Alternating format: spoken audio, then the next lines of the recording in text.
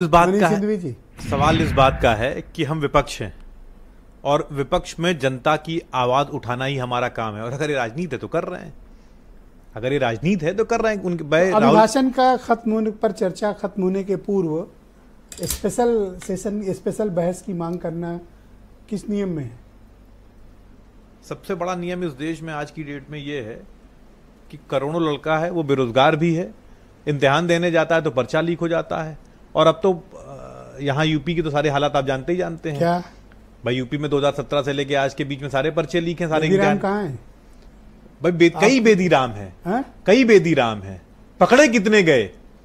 और अभी आपने शुरुआती दौर में कहा ना कि चिंटुओं को नहीं पकड़ना है, अब सरगनाओं को पकड़ना है, तो सरगना नहीं पकड़े जाएंगे। असल में खेलोगे? नहीं, मैं आपकी जो आपने सही का नहीं, मैं जो आपने सही का उसकी बात मैं कर रहा हूं। दूसरी बात आप देखिए, शुरू से ये सरकार डिनायल मोड में है, ये कुछ नहीं मानती। नीट का पर्चा हो जाएगा, नहीं मानेगी।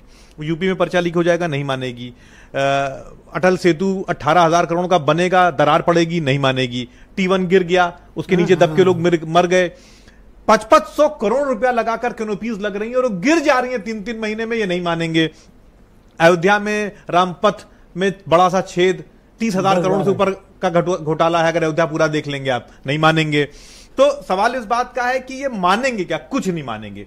ये वो मानेंगे जो इनका दिल करेगा, जो इनको ठीक लगेगा। इस देश की जनता से इनको कोई मतलब नहीं है।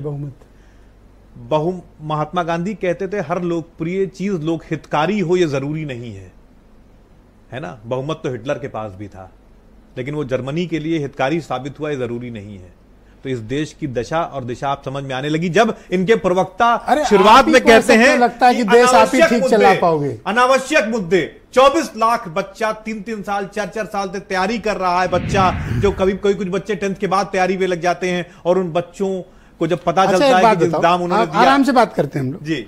आप ही को क्यों ऐसा लगता है कि यह देश सिर्फ आप ही अच्छे चला सकते हो और कोई नहीं चला सकता? नहीं, हमें ये नहीं लगता। आपको इस बात की हुक क्यों चढ़ी रहती है? नहीं, हमें कतई नहीं लगता है। हम तो सिर्फ ये कह रहे हैं कि हमारी अंतरात्मा कह रही है कि नीट में जो हुआ वो बहुत गलत हुआ और उस गलत को इन्हें भी मानना चाहिए। ये नहीं मान रहे हैं, इनकी अंतरात्मा मर गई है। भाई क्यों मान लें? वो आप वो सत्ता पर, अरे भाई सत्ता और विपक्ष छोड़ दीजिए, आपकी बात मान के ये बताइए, क्या हमारा आपका बच्चा उस नीट में एग्जाम नहीं दे रहा है? और जब वो देकर आ रहा है तो उसको पता चल रहा है कि पर्चा लीक हो गया, तो अनियमितता हो गई, तो गलत ग्रेस मार्क दे दिए गए, तो एक ही सेंटर के 7 लड़के, सीबीआई 718 सीबीआई।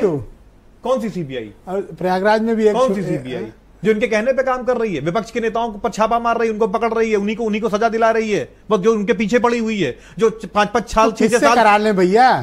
माननीय सुप्रीम कोर्ट के दिशा निर्देश में एक कमेटी बने और अब कुछ बचा नहीं है, ये भरोसे लायक नहीं। नीट की मांग कर रहे हैं? जी, हम लोग मांग कर रहे हैं। ऑलराइट, शुक्रिया।